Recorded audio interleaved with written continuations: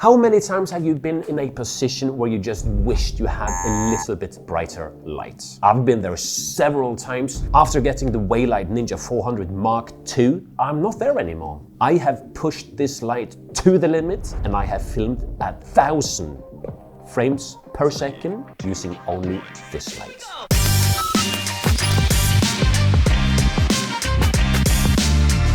Let's just dive straight into it and let's start off with these specifications. It's a 150 watts bi-color LED and it goes from 2800 to 6800 Kelvin. So it goes from very warm to very cold. And the maximum output is 16,700 lux 1 meter away. But I'm sure that it's actually stronger using the lampshade that is included. And if you already have a light, for example, at the Godox SL60W, keep in mind that this light is more than 4 times stronger. So you're gonna have a much more powerful output to help you out in your videos. You might want to do some slow motion, high-speed photography, which you're going to see a little bit later in the video. It goes from 1% to 100% intensity, and it goes in 1% increments. There's one thing I don't like about the 1% setting, but I'm going to come back to that at the end of the video. The fan is extremely quiet. I mean, I cannot hear it. It's not an issue at all. There are some lights out there that do have a pretty noisy fan, but this one, you can't hear absolutely anything. And if you do need to switch it off, there is an option of switching the fan off, but keep in mind that the max output will then be at 50%, which is still strong. You can control it directly, obviously, on the control panel using DMX, the remote, which is included, or your smartphone. I think it works with both iPhone and Android. And what I do love about this one is having the control clamped onto the C-stand or light stand, because you don't have to try to reach up to see the settings or turn the knobs. You have it right there on the C-stand or light stand. So it makes it much more accessible if you need to change some settings. You have 13 effects mode included, you know, TV, firework, whatever. Most lights have one kind of effects included. Honestly, I never use them and I doubt you will do it neither, but at least you have it just in case. The color accuracy is at 95%, meaning that it produces really nice natural colors. I am using it right now. It's at 5400 Kelvin daylight, and I'm really happy with how the colors comes out. It's a standard bounce mount, so you can connect your diffusers, cones, shades, whatever you want to call them. I have connected my go-to Softbox, the huge newer one that you might have seen in some other videos. And I'm also going to talk about the Softbox at the end of the video, because it has a double diffusion. It's perfect for the Ninja 400 Mark II. Included is also the lampshade or cone, which makes the light exceptionally bright. I have filmed in super slow motion with it. We're going to look at the example soon, but it is surprisingly bright using the lampshade. So as mentioned, the controller is clamped onto the C-stand and that clamp is included, which is very easy to detach and is very intuitive and easy to control and understand. I mean, it's a straightforward controller. It's a very high build quality, professional. But one thing that people have commented in other videos is that they are reacting to that there's a knob instead of a lever to control the angle of your light, but it's not a problem. I think that it's easy to tighten, untighten, and I don't need to do anything like an extra effort to make the light nice and stable. I mean, it's not a problem for me at all. You can power it with a V-mount battery in case you are on the go. However, the max intensity will then drop down to 55% so that the battery lasts longer. There's a nice carrying case included.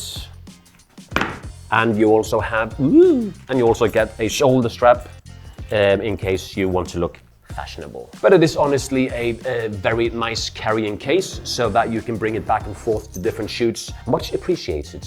Oh, and one thing that they also have included is a strap for the power box. In many lights, the power box keeps on dangling on the side of the C-stand or light stand, which can be very annoying because it's quite easy to be detached from the light. So they have included this lanyard in case you need to put the light really high up so you don't have an issue with the power box just dangling. I was expecting this light could film, of course, 240 frames per second using a softbox. I pushed it up to 500 frames per second using the Softbox, 1000 frames per second, using the included shades. And the footage is even blown out without using the Softbox. And there's no problem at all. Now keep in mind that the footage that I am showing you is from a fairly cheap camera. Where is it? Well, it's not cheap. Oh, there it is. This one, Sony RX100 Mark IV. I think there's like Mark 6 or 7 now. It shoots pretty cool slow motion. But if you have a camera that goes up to 240, 500 frames per second or even higher, you are good to go with the WEEYLITE Ninja 400 Mark II. And also having a bright light like this one, you can drop the ISO further down, maybe to 400 when you shoot slow motion, so you won't have grainy footage. I have been testing it in 24, 30, 60, 120, 240, 500 and 1000 frames per second. And there's no flickering in neither of the cases. So the light works for whatever camera settings that you are using. And similar to slow-mo, you can shoot still pictures in really high shutter speeds. I pushed it as high as 1/5000th of a second, and you can really then capture, like in this example, the cereal falling down. And that's something that you cannot achieve with a, for example, 60-watt light, because it's just not powerful enough.